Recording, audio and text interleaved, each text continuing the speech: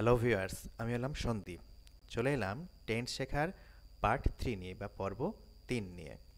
দেখো, আগের দুটি পার্টে আমি আলোচনা করেছি সিম্পল প্রেজেন্ট টেন্স এবং প্রেজেন্ট কন্টিনিউয়াস টেন্স সম্পর্কে। তো তোমরা যদি কেউ দেখে না থেকে থাকো তো আগের ওই দুটি টিউটোরিয়াল তোমরা দেখে নিও। দেখো, আজকে যে বিষয় সম্পর্কে আমি আলোচনা করতে যাচ্ছি সেটি হলো প্রেজেন্ট পারফেক্ট টেন্স। ঠিক আছে? কখন কিভাবে প্রেজেন্ট পারফেক্ট টেন্স হয় বা করতে হয় সে বিষয় সম্পর্কে আমরা খুঁটিনাটি তথ্য এখানে জানব। দেখো, বাংলা বাক্যের শেষে যদি ইয়াছি, ইয়াছো, ইয়াছে ইত্যাদি কথা যুক্ত থাকে তাহলে প্রেজেন্ট পারফেক্ট টেন্স হয়। অর্থাৎ কোনো কাজ সবেমাত্র শেষ হয়েছে এইরকম যদি মিন করে বা বোঝায় সেক্ষেত্রে কিন্তু প্রেজেন্ট পারফেক্ট টেন্স হয়। বুঝলে? দেখো, যে কোনো টেন্স করার ক্ষেত্রে ভার্বের কিন্তু যথেষ্ট ভূমিকা রয়েছে। তো ভার্বের 3টি ফর্ম আমি আগের দুখানি টিউটোরিয়ালেও তোমাদের বলেছিলাম, সেগুলি মুখস্থ করতেও বলেছিলাম তোমাদেরকে। দেখো, ডু, ডিড, ডান, তাই না? দেখো, V1 অর্থাৎ প্রেজেন্ট ফর্ম, V2 অর্থাৎ পাস্ট ফর্ম ভার্বের, V3 অর্থাৎ ভার্বের পাস্ট পার্টিসিপল ফর্ম। দেখো, এখানে কিন্তু অর্থাৎ প্রেজেন্ট পারফেক্ট টেন্স করার ক্ষেত্রে কিন্তু V3 ফর্ম বা পাস্ট পার্টিসিপল ফর্মটি কিন্তু ব্যবহৃত হয়। ঠিক আছে? চলো স্ট্রাকচারটি আগে দেখে নিই। দেখো, প্রেজেন্ট পারফেক্ট টেন্সের স্ট্রাকচার কেমন না তো স্ক্রিনে খেয়াল করো। দেখো, আই হ্যাভ ডান, দেখো we have done, you have done, you have done, he কিংবা শি হলে হ্যাজ হচ্ছে। দেখো, ফার্স্ট পারসন সেকেন্ড পারসনের ক্ষেত্রে হ্যাভ হচ্ছে, থার্ড পারসন সিঙ্গুলার নাম্বারের ক্ষেত্রে কিন্তু হ্যাজ হচ্ছে। দেখো, নাম্বার যদি সিঙ্গুলার থেকে থাকে তো সেক্ষেত্রেই কিন্তু হ্যাজ হচ্ছে, বাকি বাকি যেগুলি রয়েছে সেখানে কিন্তু হ্যাভ হচ্ছে। দেখো, দে হ্যাভ ডান। ঠিক আছে? দেখো, ডান, ডু, ডিড, ডান অর্থাৎ V3 ফর্ম এখানে ইউজ হচ্ছে, তাই না? অতএব আমাদেরকে কিন্তু ভার্বের যে পাস্ট পার্টিসিপল ফর্ম বা V3 ফর্ম সেটি সম্পর্কে সুস্পষ্ট জ্ঞান থাকতে হবে যদি প্রেজেন্ট পারফেক্ট টেন্স করতে হয় তাহলে। এই হচ্ছে আমাদের স্ট্রাকচার। দেখো, আয়ের পরে হ্যাভ বসে, উইয়ের পরে হ্যাভ বসে, ইওর পরে হ্যাভ বসে, আবার হি কিংবা সি যদি হয় তো সেক্ষেত্রে হ্যাজ, আর দে হ্যাভ। ঠিক আছে? এই হচ্ছে স্ট্রাকচার। দেখো, স্ট্রাকচার আশা করি তোমরা বুঝতে পেরেছো, এই স্ট্রাকচারটি তোমরা মুখস্থ করে নেবে। চলো এবার সেন্টেন্সে এই যে এর প্রয়োগ কিভাবে হচ্ছে বা ব্যবহার কিভাবে হচ্ছে সেগুলি দেখে নিই। দেখো, 1 নম্বর এক্সাম্পলে আসি। দেখো, মল্লিকা একখানি চিঠি লিখিয়াছে। দেখো, লিখিয়া আছে। দেখো, একটু আগে আমাদের বলেছি বাংলা বাক্যের শেষে যদি ইয়াছি, ইয়াছো এবং ইয়াছে এই কথা যুক্ত থাকে তবে কিন্তু সেটি প্রেজেন্ট পারফেক্ট টেন্সে রয়েছে। দেখো, লিখিয়া আছে, দেখো ইয়া আছে কথাটি আসছে না?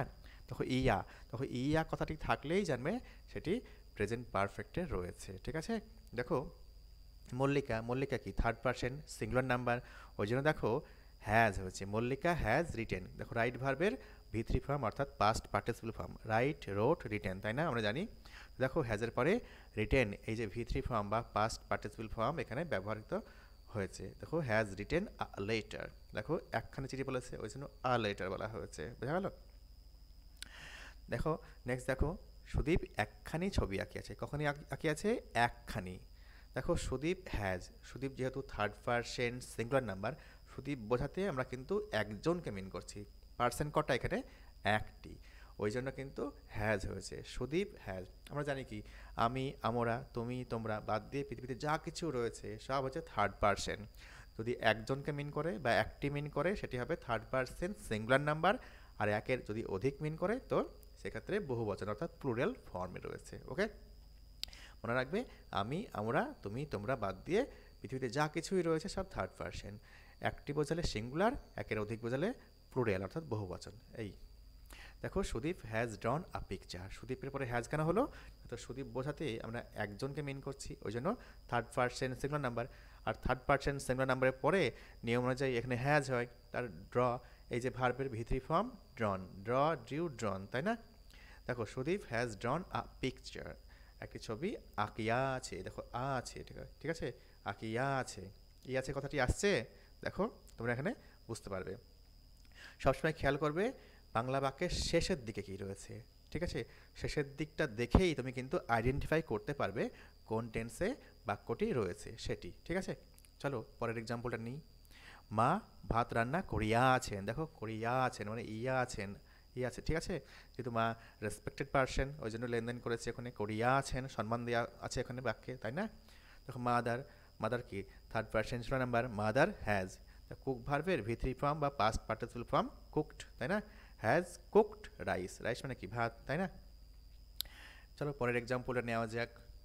আমি কাজটি করিয়াছি।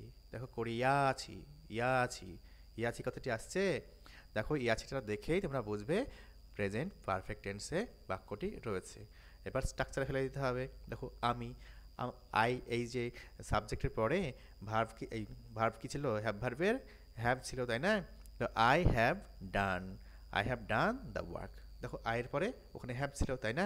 উইয়ের পরে হ্যাভ ছিল, সব ক্ষেত্রেই হ্যাভ ছিল, শুধুমাত্র হি কিংবা সের ক্ষেত্রে হ্যাজ ছিল, তাই না? তো ওখান থেকে দেখো স্ট্রাকচারে পুট হচ্ছে। দেখো আয়ের পরে হ্যাভ বসিয়েছি, আই হ্যাভ ডান। দেখো ডু ডিড ডান, তাই না? ডু মানে করা, I have done the work, আমি কাজটি করিয়াছি।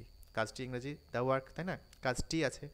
বাংলা বাক্যের সঙ্গে যদি টি, টা, খানা, খানি ইত্যাদি যুক্ত থাকে তাহলে দা হয়, টি এইচ ই এই শব্দটি বসাতে হয়। ঠিক আছে, আশা করি বুঝতে পেরেছো। I have done the work, তাহলে ওয়ার্কের আগে দা খানা হয়েছে। দেখো কাজটি আছে, হ্যাঁ, টিটা খানা খানি যদি যুক্ত থাকে, বট্টকে বললাম কাজটি বলেছে, ওই জন্য দ্য ওয়ার্ক হয়েছে।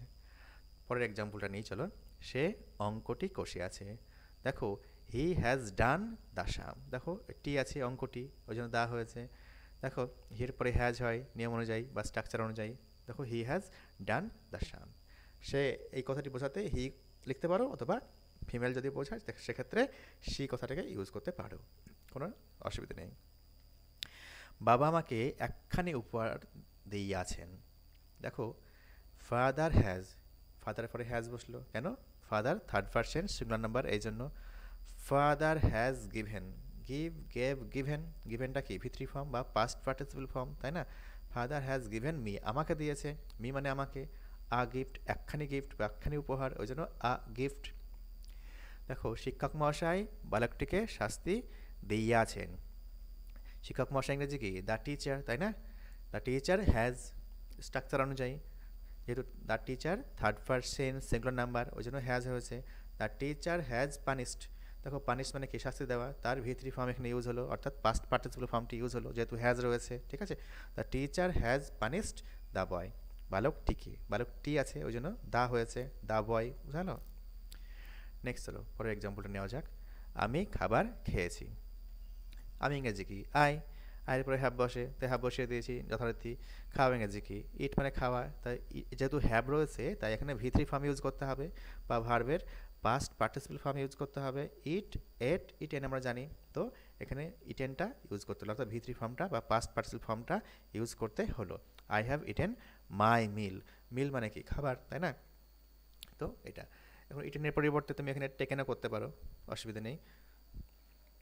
তারপরে দেখো সে স্কুলে গিয়েছে। দেখো he has gone to school. দেখো যদি কোনো ছাত্র স্কুলে যায়, দেখো ছাত্র মানে কি? ছাত্র তো পড়ার উদ্দেশ্যে স্কুলে যায়, সেক্ষেত্রে দেখো স্কুলের আগে দা হয় না।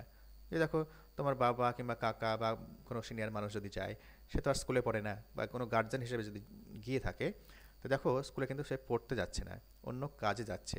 তো সেক্ষেত্রে কিন্তু এই গন টু দ্য স্কুল হয়, টু দ্য হয়, ঠিক আছে? কিন্তু যদি পড়ার উদ্দেশ্যে স্কুলে যায় তাহলে কিন্তু টু স্কুল হয়, সেক্ষেত্রে আর্টিকেলটি কিন্তু বসে না, আর্টিকেল টিএইচই বসে না। ঠিক আছে, দেখো রমেশ বইখানি পড়েছে। পড়েছে মানে কি? পড়িয়া আছে, ইয়া আছে, ইয়া আছে কথাটি আসছে।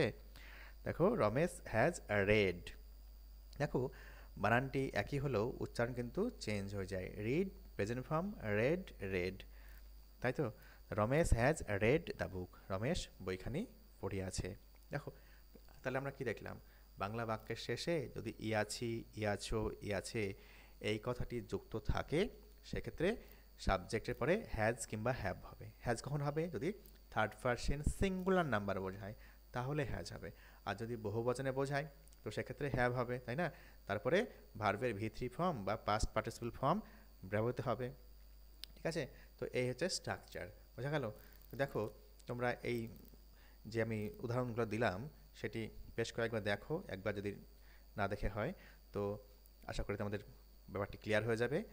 যদি না হয়ে থাকে তো কমেন্টে তোমরা লিখো তোমাদের অসুবিধার কথা, আমি অবশ্যই জানাবো, উত্তর দিয়ে জানাবো যে কোথায় তোমাদের সমস্যা হচ্ছে, সেগুলি কিভাবে ওভারকাম করা যায়। ঠিক আছে, দেখো ভিডিওটি যদি ভালো লেগে থাকে তো অবশ্যই লাইক দিও, আমি আমার নেক্সট যে টিউটোরিয়াল সেক্ষেত্রে পরের যে ভাগ অর্থাৎ প্রেজেন্ট পারফেক্ট কন্টিনিউয়াস টেন্স সেটি নিয়ে আলোচনা করব।